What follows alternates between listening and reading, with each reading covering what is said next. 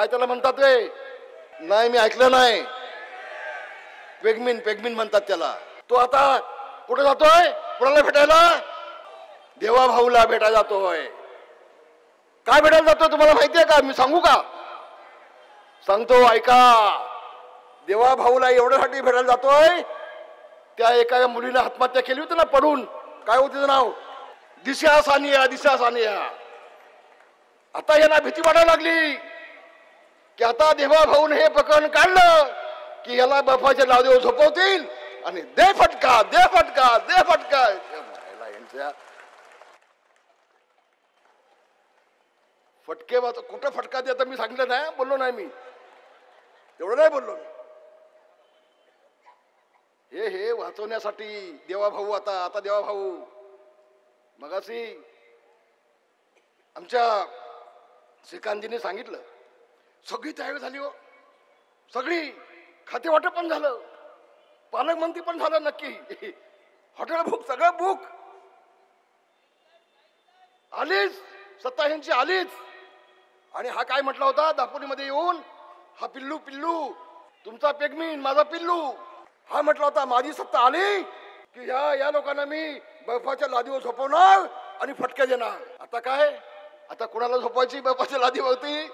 हे असं सगळं आहे, असं सगळं. म्हणून मी देवेंद्रजींना सांगेन, देवेंद्रजी जपून, आम्ही 55 वर्ष काढलेत. गजाभाऊ आहे, रामदास कदम आहे, हटसुळजी आहेत, दिवाकर रावते आहेत, ढाके साहेब आहेत, मनोज जोशी साहेबांना पण यांनी सोडलं नाही हो, त्यांना पण खाली उतरायला लावलं. आम्ही सगळे साक्षीदार आहोत. देवा भाऊ तुम्हाला शपथ आहे तुमच्या भवानीची, हे साप आहे साप, यांना किती जवळ घेतलीत ना, हे विष ओकल्याशिवाय घालणार नाहीत, तुम्हाला चावल्याशिवाय पुन्हा घालणार नाहीत. याला नका घेऊ सोबत, याला नका घेऊ. हा 3 वेळा नाही 10 वेळा तुमच्या पायावर डोकं ठेवतील, 10 वेळा डोकं ठेवतील. कुठं गेला तुमचा स्वाभिमान उद्धव ठाकरे? आता ज्या भाषेमध्ये तुम्ही देशाच्या पंतप्रधान त्यांना बोललात, अमित शहाजींना बोललात, देवेंद्र फडणवीसला बोललात, एकनाथ शिंदेना बोललात, अरे तुम्ही तुमचा स्वाभिमान आता काय घाण ठेवलात काय? लाचार झालात काय? लाज वाटत नाही तुम्हाला देवेंद्र फडणवीसच्या पायावर डोकं ठेवण्यासाठी? लाज वाटली पाहिजे तुम्हाला, लाज वाटली पाहिजे तुम्हाला. सगळी शरम भाजून खाल्ली ह्यानी. लाज लज्जा इज्जत आबू शरम काही नाही ह्यानं, आता काही नाही. आणि म्हणून देवेंद्रजींना सांगेन, देवेंद्रजी जपून आता जपून पावलं उचला. आपण जे कालपर्यंत आपल्या मुळावरती उठले होते त्यांना कुठं ठेवायचं हा निर्णय तुमचा आहे, शेवटी तुमचा आहे तो. आणि म्हणून माझ्या सगळ्या शिवसैनिकांना सांगेन, माझ्या माय भगिनींना सांगेन, माझ्या विभाग प्रमुख सगळ्या महिला पदाधिकाऱ्यांना सांगेन, आता आपसामध्ये काय मतभेद असतील सगळे गाळून टाका. आपण सगळे एक होऊया आणि एक होऊन एकच लक्ष.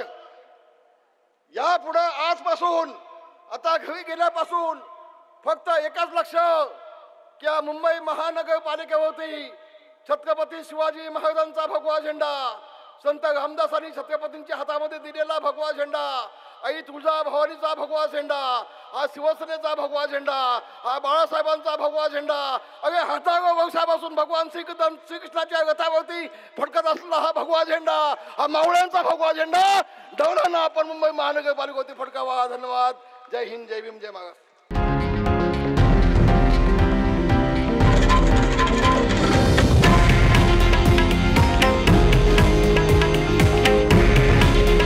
हे आहे देशातील नंबर 1 न्यूज नेटवर्क आणि आपण पाहत आहात TV9 मराठी. काळजी तुमची, हित महाराष्ट्राचं.